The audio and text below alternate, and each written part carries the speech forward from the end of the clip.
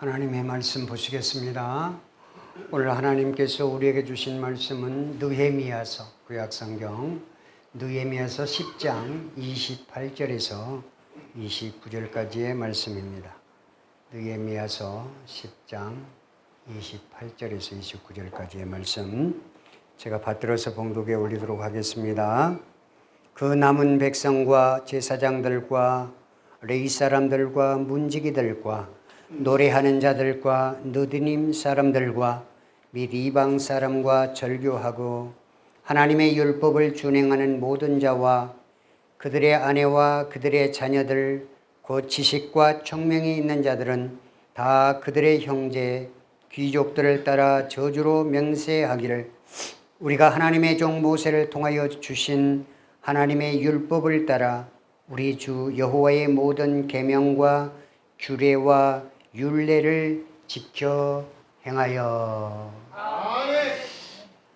오늘 하나님의 말씀 느헤미야서 10장 28절 29절 말씀을 가지고 하나님의 문지기가 되려면이라는 제목의 말씀으로 함께 은혜를 나누고자 합니다. 이스라엘 백성들은 무너진 예루살렘 성벽을 52일 만에 목숨을 걸고 재건을 했습니다.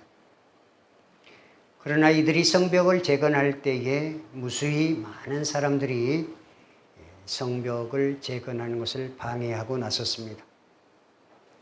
그럼에도 불구하고 끝내 그 공사를 완성하고 이제는 다 완성되었구나라고 안심하고 생각하고 있을 때에 또 그들에게 시험거리가 찾아왔습니다. 성벽은 다 완성이 되었는데 그들의 마음은 늘 공허했고 영적으로 비어 있었던 것입니다. 그래서 이스라엘 백성들은 성전 뜰에 모이게 되고 학사 에스라는 두루마리로 만들어진 말씀을 읽기 시작했습니다. 이스라엘 백성들은 그 말씀에 그들의 신앙을 비추어 보면서 지금까지 말씀대로 살지 못하고 위선과 형식적인 믿음으로 살아왔다는 것을 회개하게 됩니다. 사랑하는 성도 여러분, 신앙생활에 있어서 가장 무서운 적이 무엇이겠습니까? 그것은 바로 형식인 것입니다. 우리는 교회에 나와서 예배를 드리지만 예배가 자칫 잘못하면 하나님을 믿는 척 할 수 있는 예배로 될 수 있기 때문에 그렇습니다. 교회에 나오는 척 할 수 있다 이 말입니다. 기도하는 척 할 수 있다 이 말입니다. 그런데 정작 내 마음 속에는 하나님이 계시지 아니하고 세상의 생각들로 가득 찰 때가 있는 것입니다. 하나님은 뭐라고 말씀하십니까? 잘못이 있으면 회개하라고 말씀을 하십니다. 있는 그대로를 하나님 앞에 보이라고 말씀하십니다. 학사 에스라가 하나님의 말씀을 이스라엘 백성들 앞에서 읽어줄 때에 이스라엘의 백성들은 그들 말씀, 에스라에게 말씀을 들을 때에 귀가 열렸습니다. 그 귀가 열릴 때 어떻게 되었겠어요? 영적인 회복이 시작되었던 것입니다. 그들은 말씀에 자기를 한번 비추어 보았습니다. 그때에 마음이 심히 아파오기 시작했습니다. 여러분, 마음이 아파왔을 때 어떻게 해야 되는 것일까요? 기도해야 하는 것입니다. 그때 그들은 자기들이 힘들고 어려웠을 때를 생각을 했습니다. 하나님이 자기들을 구원해 주심을 감사하기 시작했습니다. 그들은 과거에 애굽을 탈출해서 가나안으로 갈 때 홍해 바다를 건넜던 그 생각을 했었습니다. 40년 광야 생활을 할 때에 하나님께 예배하고 살아왔던 자기들의 지난 날들을 생각해 보았습니다. 가나안 땅을 제비 뽑기 위해서 땅을 기업으로 주신 하나님의 사랑을 그들은 다시 한번 기억하게 되었다는 말씀인 것입니다. 여러분 아마도 지금 고인이 되신 고 이어령 박사님을 아실 것입니다. 이 고인이 되신 전 문화부 장관 이어령 박사님의 유작이 출간되었습니다. 그 유작은 아마도 이어령 박사님께서 돌아가시기 전 얼마 남지 않는 기간 동안을 그 노트 한 권에 날짜 하루하루를 적으면서 그의 삶을 이렇게 기록했는데 그걸 일일이 펜으로 수기로 기록을 했다고 하는 것이에요. 원래 이어령 박사님께서는 컴퓨터를 잘 하시기 때문에 컴퓨터로 모든 작업을 하시는데 컴퓨터 자판을 누를 힘조차도 이제 떨어지기 시작했던 것이죠. 그래서 이제 수기로 그 일기 형식의 글을 썼는데 어떤 문학의 형식에도 구애함이 없이 자기가 생각한 것을 그대로 일기장에 썼던 그 내용이 출간되었다는 것입니다. 그 책의 이름이 무엇인 줄 아십니까? 눈물 한 방울. 책의 제목이 눈물 한 방울이라는 책인데요. 그 책에는 이어령 박사님의 90년 동안에 살아왔던 모든 그의 생과 문학 그런 것들이 집약되어 있습니다. 박사님은 90평생을 사시면서 늘 화두에 있는 그 말씀은 물음표와 느낌표였습니다. 그 물음표와 느낌표가 무엇일까요? 인간은 어디에서 와서 어디로 가는가? 이것을 이어령 박사님께서는 나이 6살 되던 해에 깨닫게 되었다는 것이에요. 그때부터 이 박사님께서는 문학을 즐겨하게 되었던 것입니다. 그런 이어령 박사님이 마지막 유거집으로 남긴 글이 바로 눈물 한 방울이란 책입니다. 이 글에서 눈물 한 방울의 의미를 어떻게 표현했냐면 내가 아닌 남을 위한 눈물이라는 그 의미를 그 노트 속에 담으면서 그가 걸어온 길이 오직 하나님의 사랑이었고 그에게 닥쳐온 어려운 시련들 때문에 더 남을 위한 사랑이 커졌다라는 것을 그를 통해서 남기고 싶었던 것입니다. 자기보다 먼저 남을 생각하고 사랑하는 것이 진정한 사랑임을 끝까지 이 교수님은 그 글을 통해서 남기고 싶었던 것입니다. 사랑하는 성도 여러분, 오늘 본문은 그 사람들 중에 이런 백성이 있었다라고 성경은 기록하고 있습니다. 하나님의 약속에 맹세한 백성 중에 많은 사람들의 이름을 나열해 놓고 거기에다가 느드님 사람들, 문지기들, 노래하는 사람들 이렇게 성경에 기록했습니다. 이들의 특징은 어떤 특징을 가지고 있을까요? 이들은 자기를 내세우지 않는 사람들이었습니다. 여호수아 9장 말씀에 보면은 느디님 사람들은 늘 여호수아를 속였다는 그러한 글이 나와 있습니다. 그런데 이 느디님 사람들은 그들의 지도자 여호수아를 속였다라는 그게 늘 자기 마음의 죄책으로 남아 있었던 것이죠. 그들 마음의 상처였습니다. 그래서 이 느디님 사람들은 자기들의 부족함과 잘못을 늘 하나님 앞에 얘기하면서 하나님의 일을 정말 낮은 곳에서도 할 수 있는 그러한 비천한 종으로 살았던 사람들이 느디님 사람들이었습니다.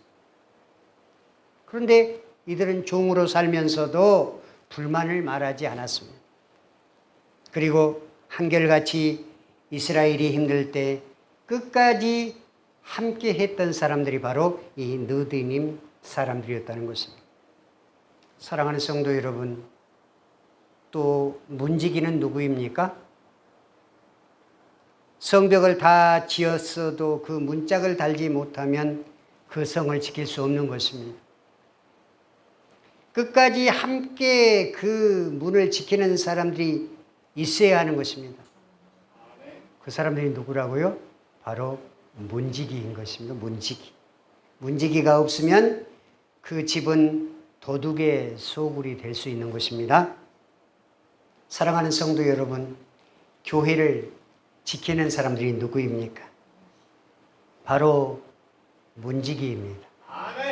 바로 저와 여러분임을 믿으실 수 있기를 바랍니다.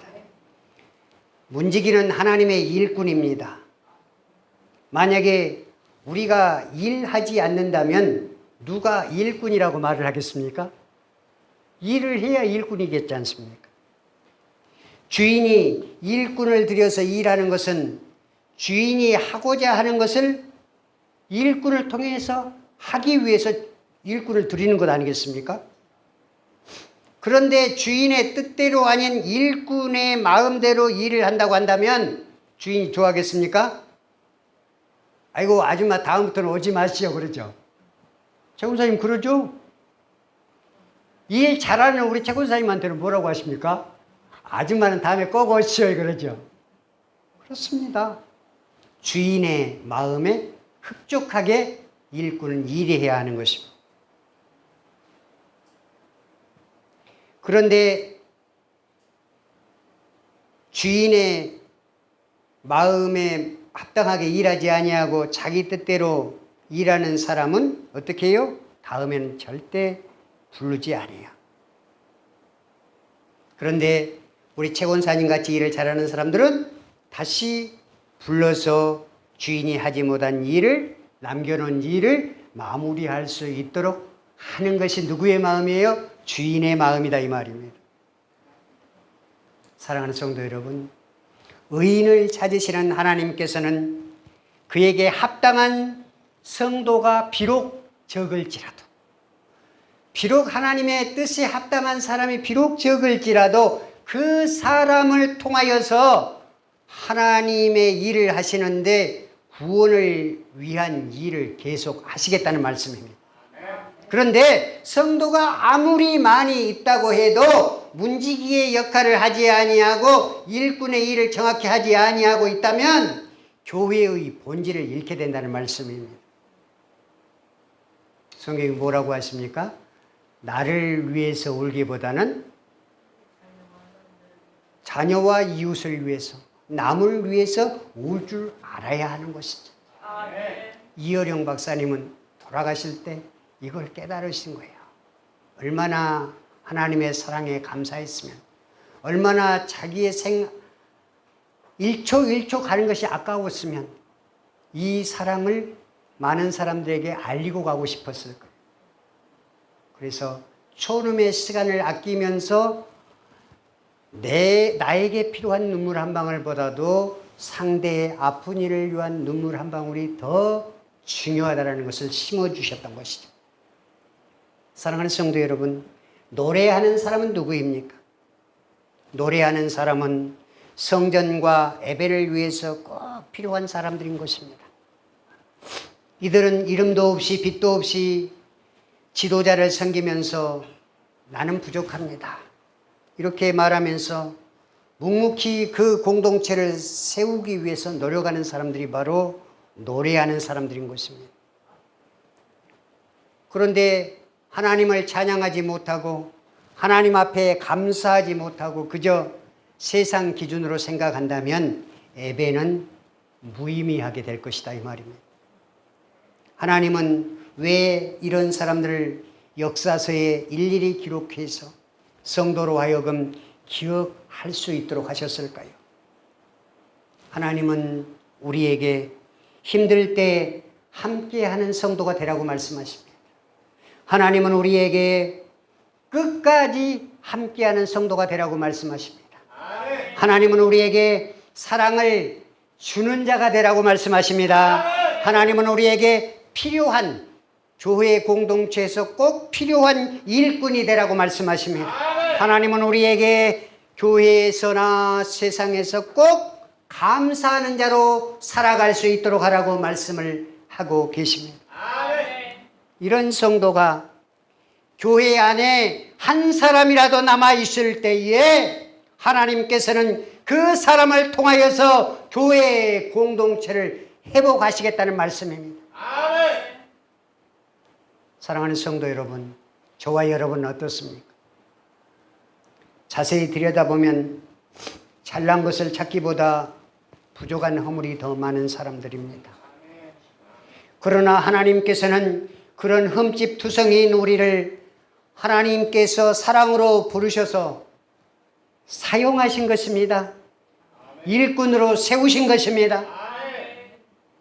하나님이 느드님 사람들과 문지기 노래하는 사람들을 부르신 것처럼 지금 이 자리에서 우리는 최선을 다해야 하는 것입니다. 하나님의 약속인 언약을 지키고 교회를 세워가는 일꾼으로 새롭게 태어날 수 있기를 바랍니다. 오늘 하나님의 말씀 본문 29절 말씀에 저주로 맹세한다는 이러한 말씀이 나오는데요. 이 말씀은 무엇입니까? 하나님의 말씀을 지키지 않는다면 여기에 나오는 하나님의 백성들이 느리님 사람들이나 노래하는 사람들이나 그러한 사람들이 문지기들이 비록 우리가 하나님의 말씀을 안 지킨다면 저주를 받아도 좋다는 그런 강한 의지의 표현을 하고 있는 것입니다. 목회자가 여러분들에게 강단에서 신앙을 강요한다고 이런 맹세를 할 수 있겠습니까? 그렇지 않습니다. 우리의 신앙생활 속에서 삶으로 보여주어야 되는 것입니다. 그러한 삶으로 보여준 신앙적인 행적이 저와 여러분의 삶 속에 있을 때에 이런 자발적인 맹세를 할 수 있게 되는 것이에요. 그렇지 않으면 이런 맹세를 할 수 없습니다. 세상 상처로 가득하고 공동체 안에서 하나 되지 못함을 스스로 말씀을 들으면서 우리가 깨달아질 때에 하나님, 제가 잘못했습니다. 내가 지금부터는 잘못했으면 하나님께서 저주하셔도 달게 받겠습니다. 하나님 용서하시고 내가 지금부터라도 열심을 다해서 하나님을 사랑하고 이웃을 섬기고 내 흘리는 눈물 한 방울이 타인을 위해서 정말 이웃을 위해서 흘리는 그런 눈물이 되도록 하겠습니다. 라는 그런 믿음이 있을 때에 어떻게 되는 것이에요? 우리의 신앙이 회복될 수 있게 되는 것입니다. 사랑하는 성도 여러분, 어떻게 우리는 신앙생활을 해야 되겠습니까?